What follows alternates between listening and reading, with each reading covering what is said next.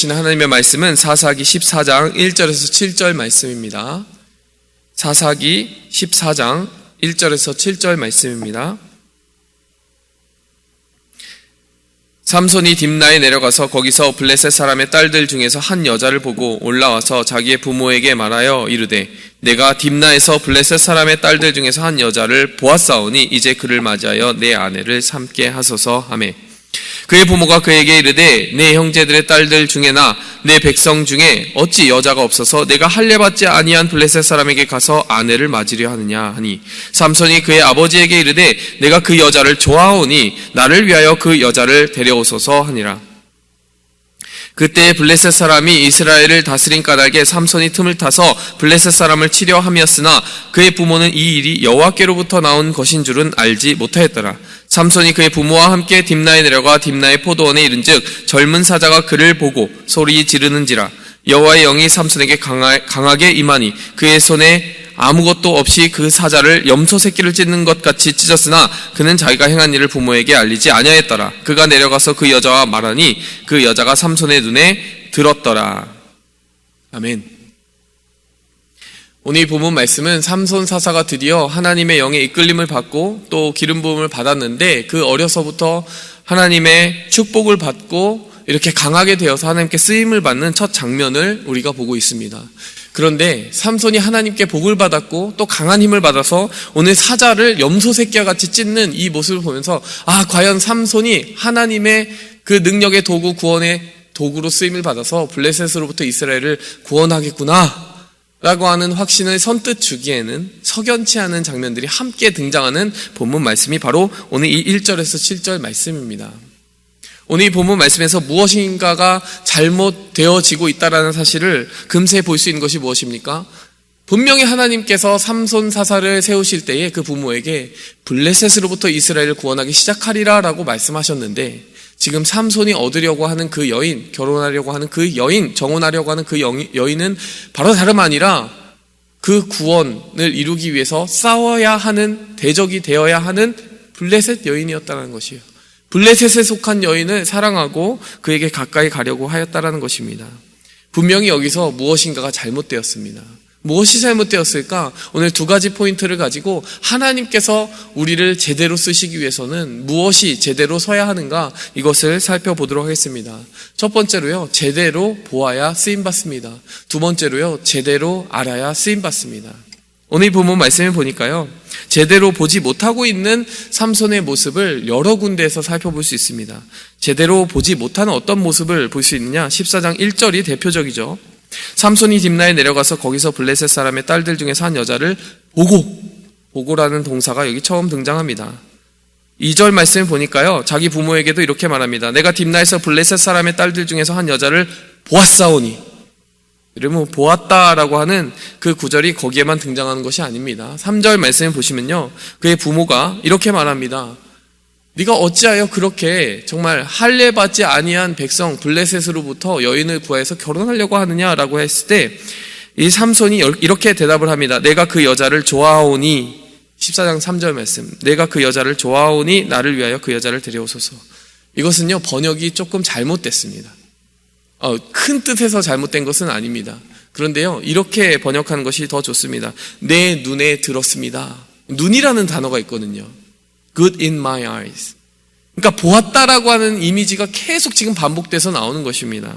여러분, 그 뒤에 보면 사자가 삼손을 보았다라고 하는 장면에서도 보았다라는 것이 나오고요. 14장 7절에 보면요, 그 여자가 삼손의 눈에 어떻게 합니까? 들었더라. 여러분, 눈에 들었다, 마음에 들었다. 여러분, 눈에 관련된 지금 동사만 여러분 5번 정도가 나오는 것입니다. 여러분, 이 1절부터 7절의 이슈는 무엇입니까?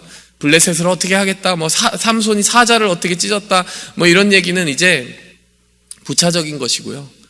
정말 그 삼손의 사명이 시작되는 곳에서 치열하게 지금 이루어지고 있는 전쟁은 무엇이냐? 눈에 보는 것이 무엇이냐라고 하는 전쟁이라는 것이에요. 삼손은요, 분명히 블레셋을 적국으로 보아야 됩니다. 그의 사명이 블레셋을 눕히는 것이기 때문에, 때려 눕히는 것이기 때문에. 근데 여러분, 지금 삼손은 그 블레셋 여인을 사랑함으로 말미암아 잘못된 시선을 가지고 보고 있다라는 것이 가장 중요한 것입니다. 한 히브리어 그 이미지를 잠깐 보시겠습니다. 여러분, 이 위아래 히브리어의 그 이미지에 굉장히 닮아 있는 부분이 있죠. 위와 아래가 굉장히 유사하지 않습니까?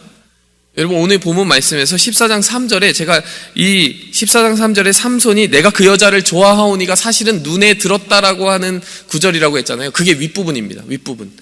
내 눈에 들었다라는 표현이 저 히브리어입니다. 굳이 읽을 필요 없이 그림으로만 보아도 좀 닮아 있죠. 그 밑에는 어떤 구절이겠습니까? 여러분, 그 밑에는요, 이 구절입니다. 그때는 이스라엘의 왕이 없었으므로 사람마다 자기 소견에 오른 대로 행하였다 할 때 소견에 오른 대로 행하였다라는 구절입니다. 여러분, 소견이 뭐예요? 한자로 보면 그 견자가 볼견자입니다. 굉장히 번역을 잘한 거예요. 그 눈에 보는 대로 좋은 대로 행하였다라고 하는 사사기를 대표하는 그 사사기 17장 6절뿐만 아니라 사사기에서 그 뒷부분에 나올수록 계속 반복되는 그 구절 있지 않습니까? 사사기가 도대체 무엇 때문에 잘못되었는지라는 총평하는 그 문장에 계속 반복되어 나오는 구절. 그들이 보는 대로 행했다. 육의 눈으로 보이는데 좋은 것들만 취해서 하나님이 보여주시는 것이 아니라 내 육의 눈에 좋은 것만 보고 행한 것이 잘못이었다라고 총평해 주시는 그 17장 6절의 그 총평의 말씀. 그 말씀이요, 이 삼손이 지금 여인을 보았다라고 하는 구절에 그대로 등장하는 것입니다. 네, 이제 이미지는 필요가 없을 것 같아요. 네. 지금 이 본문을 보니까요, 무엇이 잘못이었는지를 분명히 알 수가 있죠. 여러분, 삼손이 보아야 되는 사명을 보지 못하도록 그 눈을 가리우는 결정적인 장애물이 있었는데 그것은 바로 그의 욕망의 눈이었다라는 것입니다.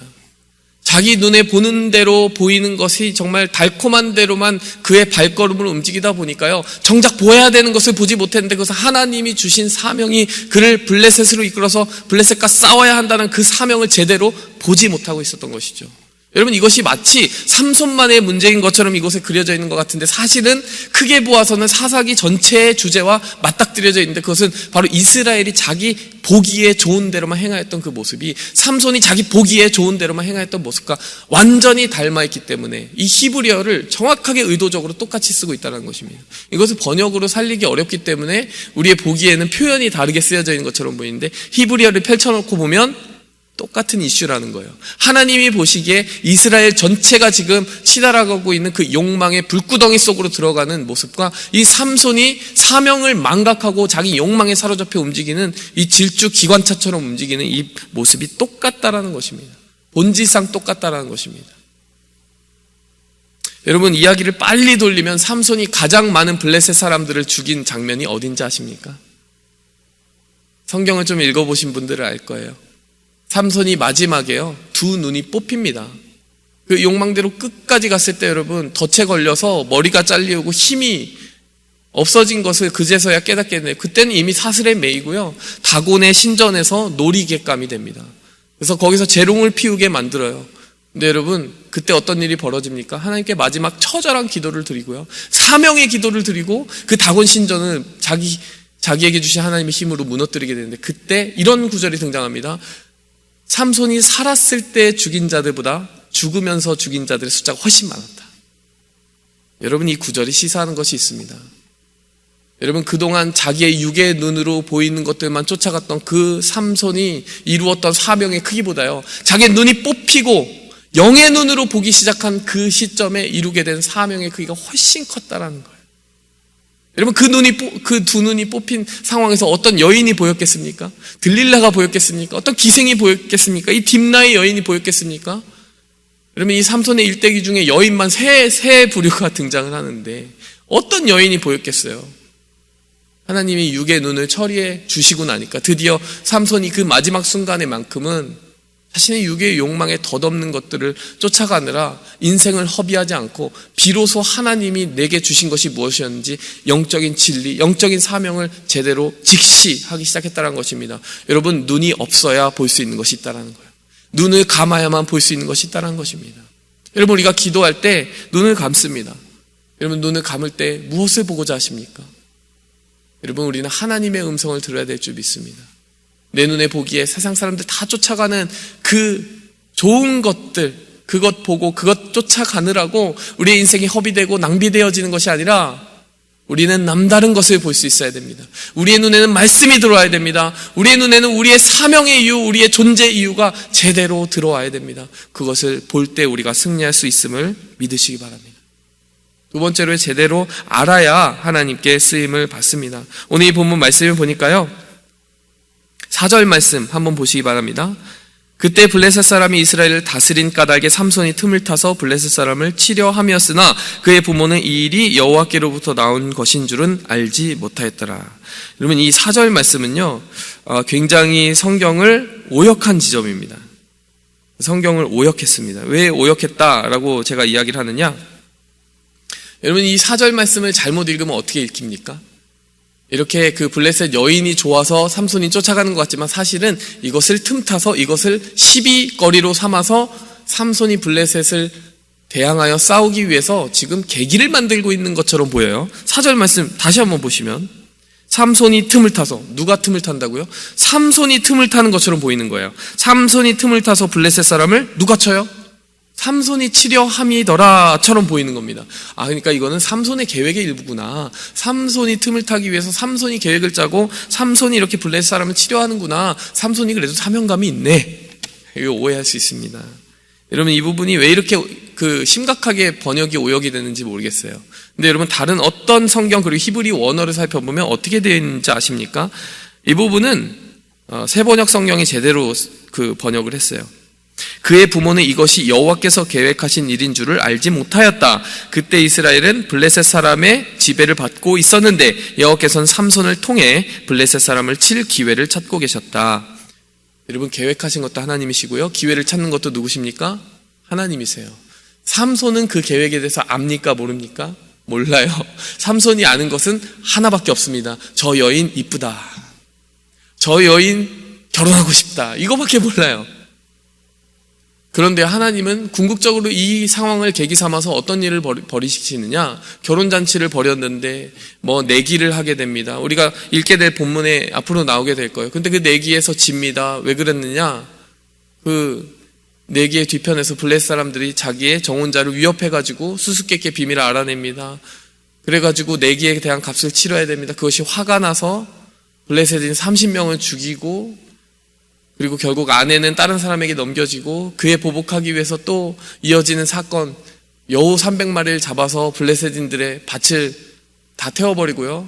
그때 그것 때문에 블레셋 사람들이 자기가 결혼하려고 했던 지금 이 본문 말씀의 딥나의 여인과 장인어른을 죽여버립니다. 그것에 복수하기 위해 또 나타납니다. 그래서 1000명의 블레셋 군인들과 싸워서 나귀턱뼈로 1000명을 죽여버립니다. 여러분, 이 이야기를 너무 빨리 말씀드렸는데 한마디로요, 정말 이 패턴만 기억하시면 됩니다. 뭡니까? 삼손이 나는 블레셋을 대항하여 싸워 이기기 위한 사사로 부름을 받았으니 이스라엘 군대를 규합하고 그들과 함께 힘을 모아서 하나님의 나라를 제대로 세우고 하나님의 그 백성들을 구원해야지라고 하는 사명감으로 움직인 것이 아니라요, 복수인 거예요. 저 여인이 좋아서 갔는데 일이 그르쳐지고 여인은 빼앗기고 그것이 분통이 터지고 원통해서 또 가서 어떤 행동을 하고 밭을 불태웠는데 그것 때문에 또 블레셋인들의 손에 자기가 사랑했던 사람이 죽게 되고 이제 또 원통하고 분통이 터지니까 또 가서 싸우고. 여러분, 삼손이 가서 사명감으로 싸웠더라, 하나님의 사명을 알아서 싸웠더라라고 한 구절이 있는 것이 아니라요, 분통 터져서 싸웠더라예요.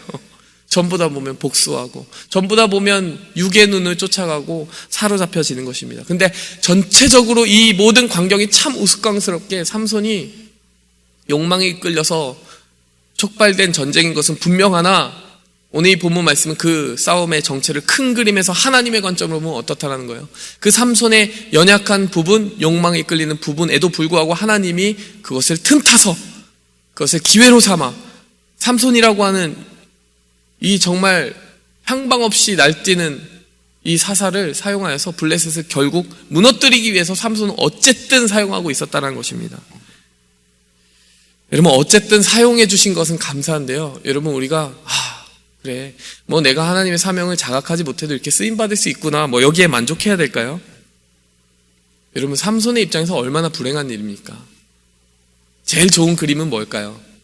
역사에 만약이란 없지만 제일 좋은 그림은 이것입니다. 삼손이요, 애초부터 여인에게 가지 않는 겁니다. 왜 여인에게 가지 않습니까? 나의 사명은 분명히 블레셋으로부터 이스라엘을 구원하는 거야. 그 사명을 내가 알고 있어. 내가 그 사명을 알고 있는데 어떻게 거기 갈 수 있겠느냐. 이러면서 어떻게 해야 됩니까? 이스라엘 사람들에게 가야죠. 그리고 설득해야 됩니다. 우리가 하나님의 지음받은 백성이고 율법에 의하면 이렇게 광야 시대를 거치고 하나님의 홍해를 가르시고 그 권능으로 우리를 이끄셨는데 나에게 주신 이 힘이 하나님의 성령으로부터 주신 힘이고 그 구원을 위해 주신 힘인데 우리 그 사명을 위해 같이 싸워보지 않겠느냐. 이러면서 이스라엘과 함께 싸워야죠. 함께 싸워야죠. 그러면 그 복수심과 그 분통 터진 일들, 그 아픔, 그 상실, 그 고통이 삼손에게 다가올 필요가 없는 거예요. 사명을 알고 싸우면 불필요한 고통을 받을 필요가 없는 겁니다. 여러분, 우리가 사명을 받았는데 사명을 모를 때 여러분 고통받으면서 쓰임받게 됩니다. 여러분, 어떤 쪽을 더 원하세요?